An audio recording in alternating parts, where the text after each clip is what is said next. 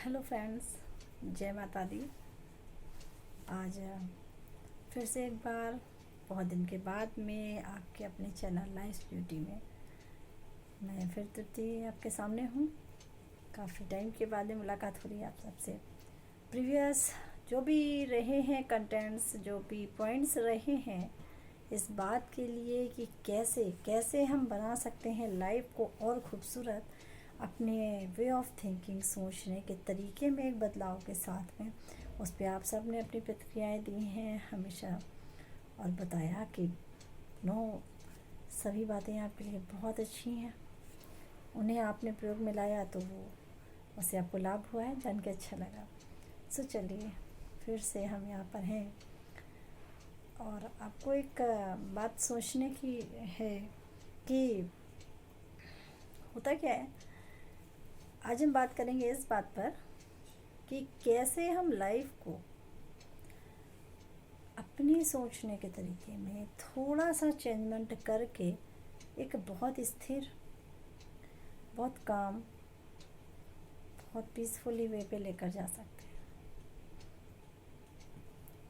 तो सोचने की बात यह है कि एक बात हम सभी ने अक्सर सुनी है, हम कहते हैं, हम बिलीव भी करते हैं इस बात पर कि अगर ज़िंदगी के कुछ मानक तय किए गए हैं, सही स्टैंडर्ड्स, सिद्धांत हमने बनाए हैं, संस्कारों को लेकर जीवन में ढालकर समभाव से रोज़मर्रा में आने वाली चीज़ों और परिस्थितियों को देखा है, तो निश्चित रूप से कोई संघर्ष की स्थिति आए तो उसका हल मिलता है। कोई ऐसी परिस्थिति हो जो लगे हमारे नियंत्रण से बाहर जा रही है तो उसमें भी हम धैर्य रख पाते हैं।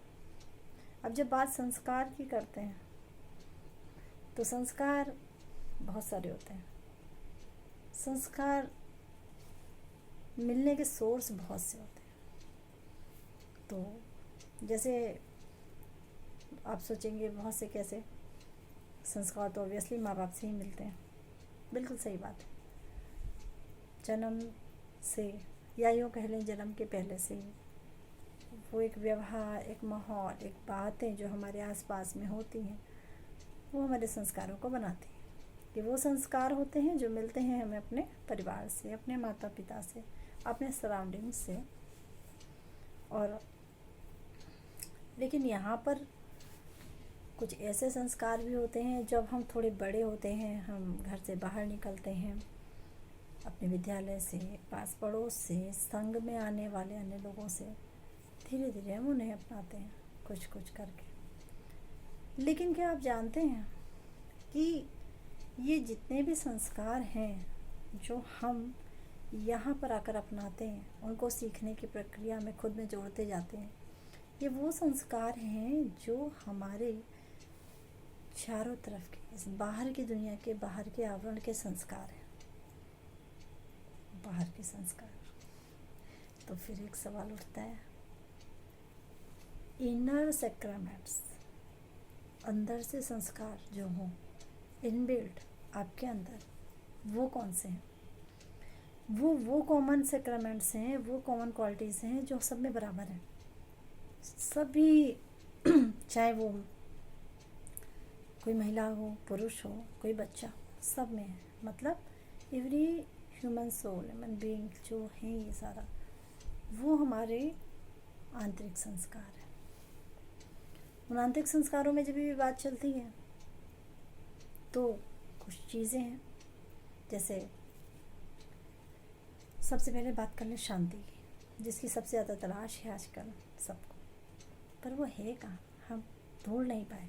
इनर ब्यूटी, ये हमारा इनर सैक्रामेंट है। वो शांति हमारे अंदर है, ये वो संस्कार हैं जो हमें परमपिता परमात्मा ने दिए। और लाइट, प्रेम, प्यार सब ढूंढ रहे हैं, लेकिन वो प्यार हमारे अंदर का एक संस्कार है स्वाभाविक रूप से। इसी तरह से शक्ति, कई बार हमें लगता है तब वी आर वेरी वीक, बहुत कमज़ोर हो गया, नहीं, मगर शक्ति का एक संस्कार हमारे अंदर इनबिल्ट है। इसी तरह से खुशी, वो हमारी इस चेतना का, इस आत्मा का आंतरिक संस्कार है। तो ये संस्कार हैं आनंद, खुशी, जो हमें ऑलरेडी दिए हुए हैं। अब अगर ये दिए हुए हैं तो फिर हम उन्हें तलाश क्यों करते हैं, सवाल ये उठता है। क्योंकि अपने परिवेश में, घर में, फिर जब हम घर से बाहर निकलते हैं, जैसे जैसे बड़े होते हैं, स्कूल, कॉलेजेस, ऑफिसेस, तो बस वही बात होती है, हमारे संगत में, हमारे आसपास के चीज़ों से प्रभावित होकर हमें बाहरी संस्कार आते हैं, बहुत सारे, बहुत तरह के संस्कार, और उनकी एक लंबी सी चेन है। गुस्से के संस्कार, कंपटीशन के संस्कार, थोड़े से आपस में आगे बढ़ने की दौड़ में वो जो सोच होते हैं, ईर्ष्या के संस्कार, बहुत सारे इन्हें इनफैक्ट सही मायने में संस्कार नहीं कहना चाहिए, इन्हें विकार कहना चाहिए, लेकिन ये वो चीज़ें हैं, मतलब अच्छे बुरे दोनों तरह के, सब बुरे संस्कार कह सकते हैं।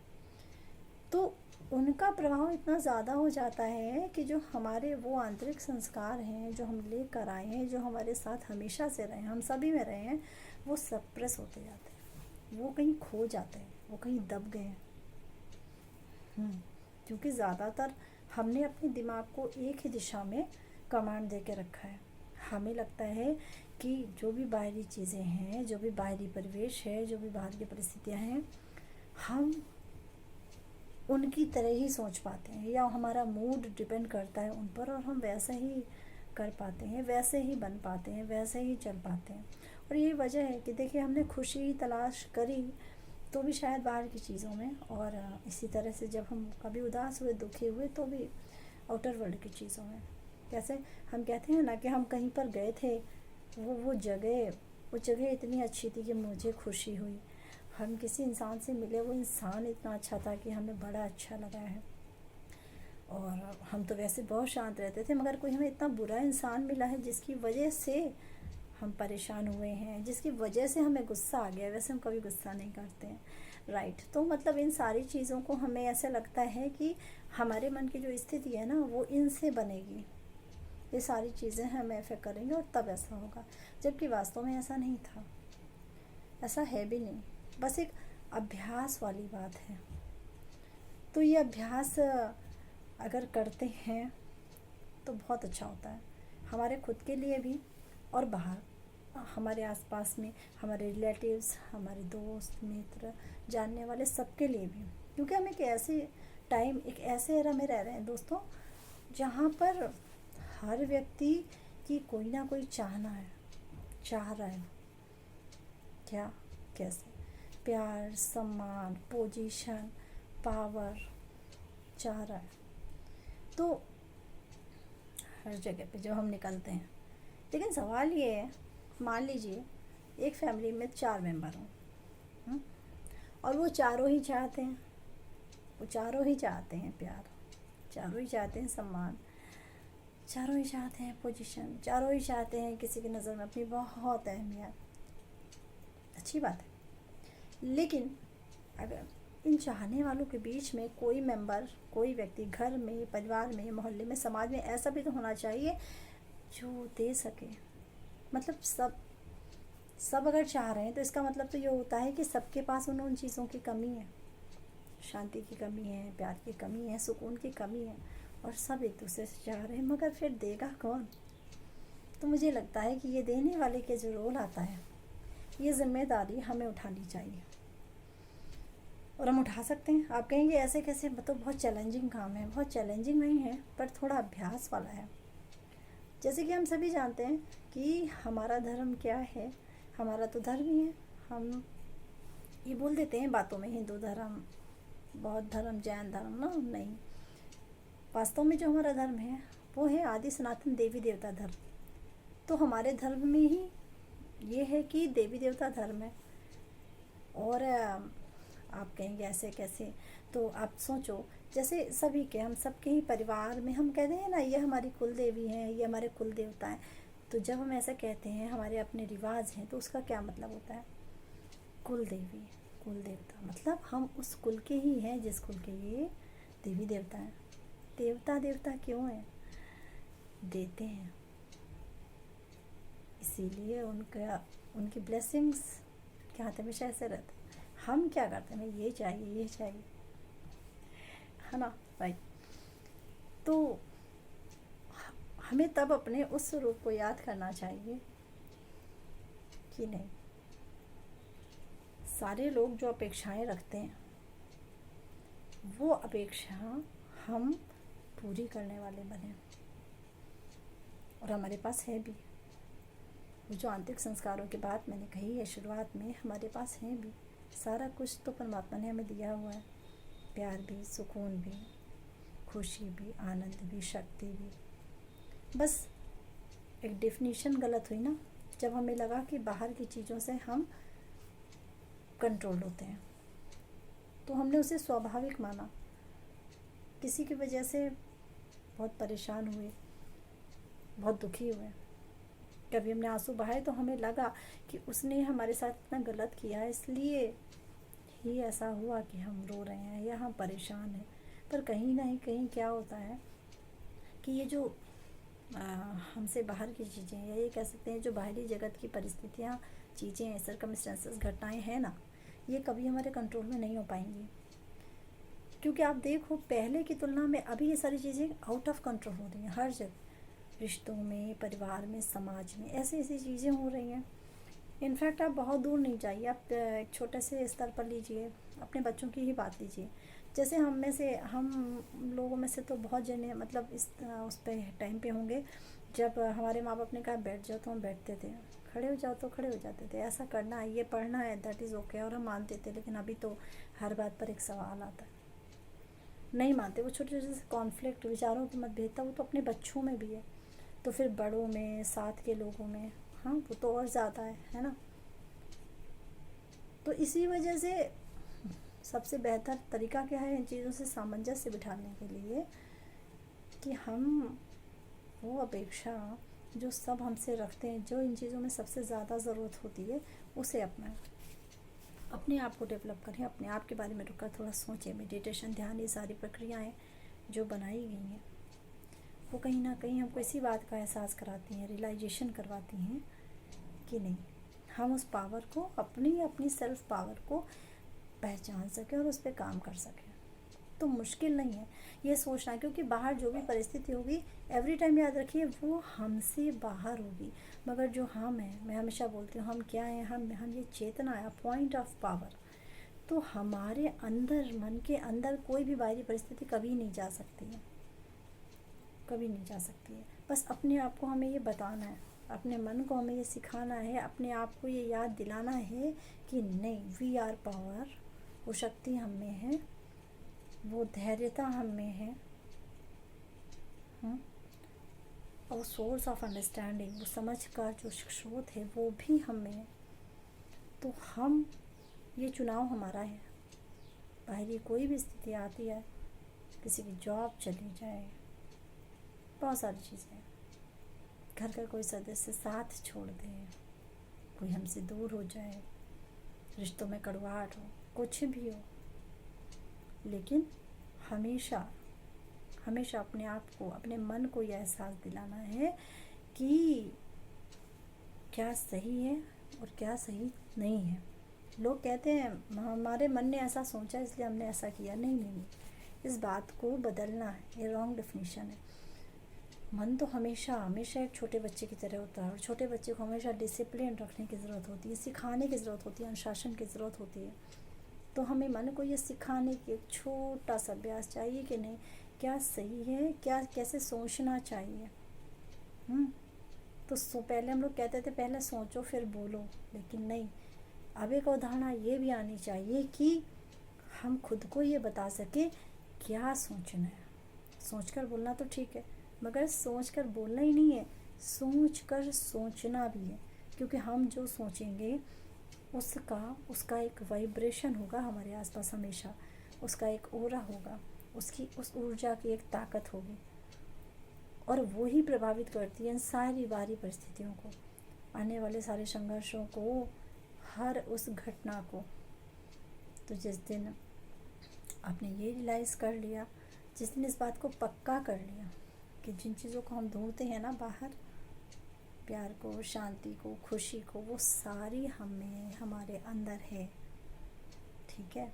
और जब हमारे अंदर है, मान लीजिए घर का कोई मेंबर है, वो बहुत परेशान है, उसे किसी काम में बराबर असफलता मिल रही है, वो पर तो परेशान है, तो थोड़ी जब भी बात करेगा या सोचेगा तो एक नकारात्मकता, एक नेगेटिव, थोड़ा सा डिसअपॉइंटमेंट, थोड़ी सी उदासी होगी उसकी बातों में। और अगर आप भी उसी तरह से सोचने लगे, उतना ही परेशान हुए, ऐसा नहीं है कि हमने कुछ कहा नहीं, मन के अंदर भी परेशान हुए, तो उसकी एक अपनी एनर्जी और वाइब्रेशन क्रिएट होता है जो उसकी तकलीफ़ को हमेशा बढ़ाएगा, अप करेगा। मगर हम क्या चाहते हैं? हम तो ये चाहते हैं ना कि जो हमारे अपने हैं, हमारे सदस्य हैं, इनकी तकलीफ़, इनकी हर प्रॉब्लम को, उन्हें हम कैसे ठीक करें, कैसे बढ़ाएं, कैसे उनका हल बनकर आए। हल कब मिलेगा? जब उन्हें वो पावर मिलेगी, वो जब शक्ति मिलेगी। और वो पावर तो किसी पैसे से, किसी जगह से, कहीं से भी आप ला ही नहीं सकते हैं। That is not a material thing. वो तो ऐसी नहीं है कि आप उसे ला कर दे देंगे और एकदम से वो चार्ज अप हो जाएगा। तो फिर हम क्या करेंगे? किसी को उस स्टेट ऑफ माइंड से, उस परिस्थिति से बाहर लाने के लिए हम खुद को पावरफुल बनाएंगे, या यूँ कहें अपनी मेंटल हेल्थ पे काम करेंगे। जैसे हम अपने बॉडी को बहुत सारा टाइम देते हैं ना, अलग अलग एक्सरसाइज करते हैं, योगा करते हैं, प्रॉपर खाते हैं, ठीक से खुराक रखते हैं, प्रॉपर डाइट लेते हैं, ऐसे ही थोड़ा सा टेंशन मन को देंगे। मन को एक पॉजिटिव अप्रोच के साथ में ये रियलाइजेशन बराबर करेंगे कि नहीं, हम उन चीज़ों को नहीं भूलें जो भगवान ने हमें दी है। वो एक बहुत अमूल्य उपहार है। वो इसीलिए ही दिया हुआ है ताकि जब भी इस बाहरी जगत की चीज़ें आए, बाहरी संस्कार आकर हमें प्रभावित करें ना, तो हम अपनी उस इंटरनल पावर को, आंतरिक चीज़ों को कलेक्ट करें, उनके साथ सामंजस्य करके खुद पावरफुल होकर दूसरों को, समाज को, मेंबर्स, फैमिली मेंबर्स को, जानने वालों को दे सकें अपना योगदान। हाँ, एक सेवा के भाव में। तो हमेशा ख्याल रखिए कि परिस्थितियाँ हमें प्रभावित नहीं कर सकती जब तक कि हम खुद नहीं चाहें। तो अपने जो इंटरनल पावर्स हैं, जो वो आंतरिक गुण हैं जो उस विधाता ने हमें दिए हैं, उन्हें भूलना नहीं है, उन्हें बराबर स्मृति में रखना है, उन्हें जीना है, उन्हें अभ्यास में लाने की कोशिश करनी है, और देने वाला बनाए हमेशा। और यकीन मानिए, जब आप किसी को कुछ देते हैं ना, जो दिया मतलब हमारे पास तो है ही, वो और बढ़ता है। ये तो प्रकृति का नियम है। तो बस कोशिश करेंगे और बनते हैं देने वाला। प्यार, सम्मान, शक्ति, सामंजस्य, सौहार्दता, सरलता, मधुरता, जिसकी सबसे ज़्यादा ज़रूरत है आज के टाइम में सोसाइटी को। ओके, चलिए नेक्स्ट टाइम ज़रूर आपसे मुलाकात होगी। जस्ट आई होप कि आपको ये वीडियो पसंद आएगी। ज़रूर मिलेंगे फिर नए कंटेंट के साथ में। खुश रहिए, लाइफ ब्यूटी चैनल के साथ जुड़े रहिए। Okay, take care. जय माता दी।